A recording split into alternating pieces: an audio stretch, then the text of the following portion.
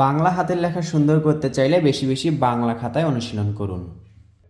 দুটি অক্ষর বা বর্ণ সুন্দর করে শিখতে পারলে ৯টি অক্ষরের মতো সুন্দর হয়। যেমন আপনি যদি অন্তস্থ জ ভালো করে শেখেন তাহলে দেখুন এই 4টি অক্ষর সুন্দরভাবে শেখা হয়ে গেল। আর যখন আপনি ব অক্ষর শিখবেন তখন এই 5টি অক্ষর সুন্দরভাবে লিখতে পারবেন। শেখার সময় পেন্সিল দিয়ে শেখা ভালো। দেখুন এভাবে একটি দাগ দিবেন, এরপরে এই যে নিচে কিন্তু এতটুকু ফাঁকা রাখতে হবে। আবার দেখুন এভাবে এই যে এই নিচের দাগটা কিন্তু ভাঁজ হয়ে আসবে, এটা কিন্তু সোজা না, ভাঁজ হয়ে আসবে। আবার দেখুন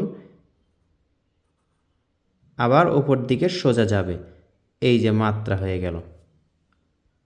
এরপর শিখতে হবে ব অক্ষর কীভাবে, এভাবে শেখা যায় এক দাগে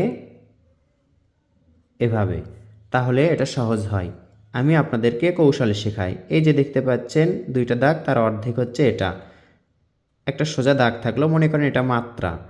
এখন একটা সোজা দাগ হলো, আমি বোঝাচ্ছি অক্ষরের মাপ। এখান থেকে এটা যদি অর্ধেক হয়, আবার এখানে অর্ধেক, এখান থেকে এটা হবে একটু ভাঁজে, আবার এখান থেকে একটু ভাঁজে, তাহলে এটা পারফেক্ট হলো। বোঝানোর সুবিধার্থে আমি এভাবে আপনাদেরকে দেখালাম। এটা শিখলে এই 5টি অক্ষর সুন্দরভাবে লিখতে পারবেন।